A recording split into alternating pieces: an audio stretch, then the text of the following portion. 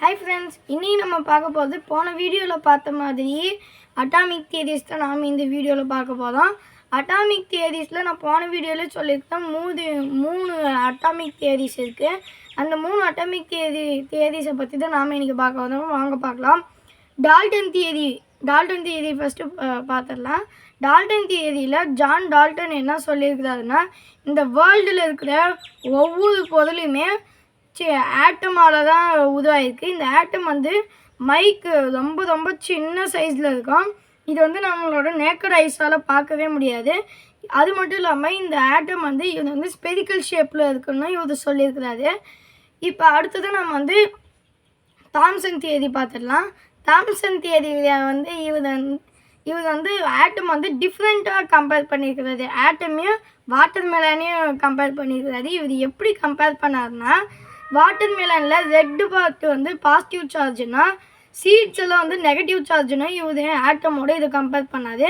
அது மட்டும் இல்லாமல் இவர் வந்து இந்த ஆட்டம் வந்து நெகட்டிவ் சார்ஜ் இருக்குது எலக்ட்ரானு அப்படின்றது வந்து இருக்குது அப்படின்னு கண்டுபிடிச்சதுனாலே இவருக்கு வந்து நோபல் பரிசு கொடுத்தாங்க.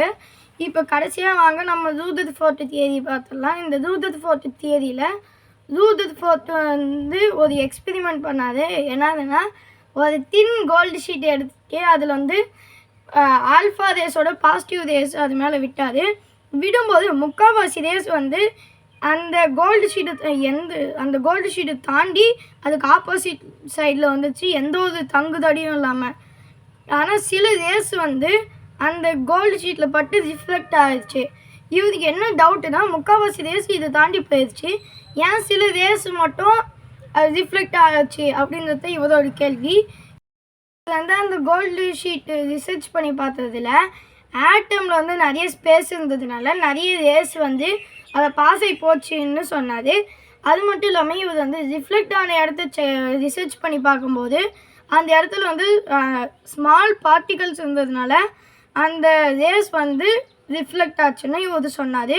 அது மட்டும் இல்லாமல் ஆட்டமில் வந்து நியூக்ளியஸ் இருக்குன்னா அது சென்டரில் இருக்குன்னா அந்த நியூக்ளியஸ் வந்து பாசிட்டிவ் சார்ஜுன்னு சொல்லியிருக்கிறாரு. அந்த நியூக்ளியஸை சுற்றி ஒரு இது சேம் ஆர்பிட்டில் சுற்றுற எலக்ட்ரான்ஸ் இருக்குன்னு இவர் சொல்லியிருக்கிறாரு. இந்த ஆட்டமே ரொம்ப சின்னது, அதை விட சின்னது நியூக்ளியஸ்ஸு. அந்த நியூக்ளியஸு சுற்றுறது தான் எலக்ட்ரான்ஸு. அந்த எலக்ட்ரான்ஸ் வந்து இந்த நியூக்ளியஸை விட ரொம்ப சின்னதுன்னு சொல்லியிருக்கிறாரு. தேங்க்யூ.